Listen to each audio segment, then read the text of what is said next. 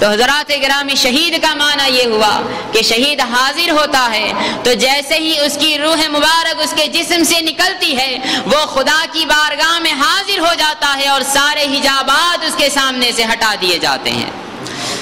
اسی طرح فرماتے ہیں کہ شہید کا جو معنی یہ حاضر ہونا ہے اس کا دوسرا مطلب بھی ہے کہ حضور پاک صلی اللہ تعالیٰ علیہ وآلہ وسلم فرماتے ہیں کہ جب حضرت جابر بن عبداللہ رضی اللہ تعالیٰ عنہ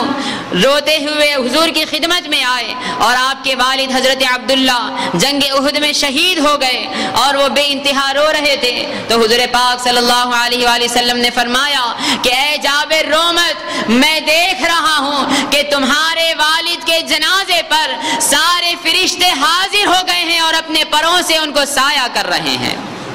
تو حضرات گرامی شہید کا معنی یہ ہوا کہ شہید کے پاس فرشتے بھی حاضر ہوتے ہیں اور اس کے استقبال کے لیے آتے ہیں اور اپنے پروں سے اس پر سایہ کیا کرتے ہیں۔ اب دیکھیے اسی کے ساتھ ساتھ شہید میں بہت سی خصوصیات ہیں، وہیں پر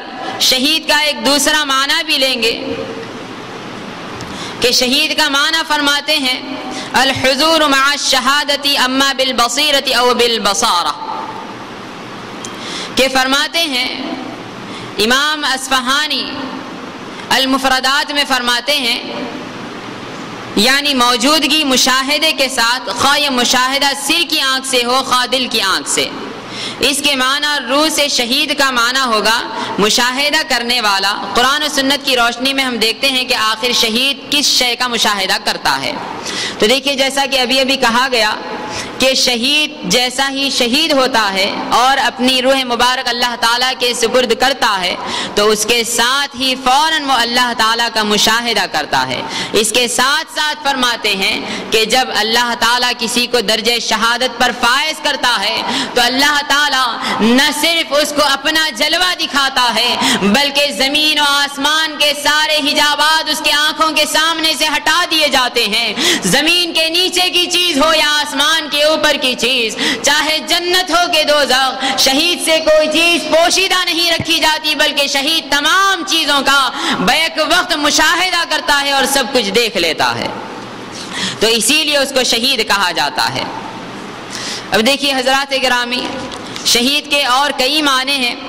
اسی طرح فرماتے ہیں شہید کا ایک معنی آتا ہے مدد کرنا یعنی مددگار۔ وہ کس طرح؟ تو اللہ تعالیٰ سورہ بقرہ سورہ نمبر 2 آیت نمبر 23 میں فرماتے ہیں وَإِن كُنتُمْ فِي رَيْبٍ مِّمَّا نَزَّلْنَا عَلَىٰ عَبْدِنَا فَأْتُوا بِسُورَةٍ مِّن مِّثْلِهِ وَادْعُوا شُهَدَاءَكُم مِّن دُونِ اللَّهِ إِن كُنتُمْ صَادِقِينَ۔ تو یہاں پر اس آیت مبارکہ میں اللہ تعالیٰ شہداء کا لفظ استعمال فرما رہے ہیں اور اس سے مراد یہ ہے کہ اے کفار و مشرکین اگر تمہیں اس کلام مجید پر یقین نہ ہو تو جاؤ اپنے مددگار لے آؤ اور ان کی مدد سے ایک ایسا کلام بنا کر ذرا لا کر بتا دو۔ تو اب یہاں پر جب شہید کا معنی مددگار کے آتے ہیں تو پھر اس کے شہید میں کیا معنی ہوئے؟ شہید کس کی مدد کرتا ہے اور کس طرح مدد کرتا ہے؟ تو فرماتے ہیں کہ جب شہید اپنے ہاتھ میں اللہ تعالیٰ کی خاطر تلوار لے کر نکلتا ہے اور اللہ تعالیٰ کی راہ میں جہاد کرتا ہوا جب جام شہادت نوش فرماتا ہے تو فرماتے ہیں شہید صرف اپنی ایک جان اللہ تعالیٰ کے سپرد نہیں کرتا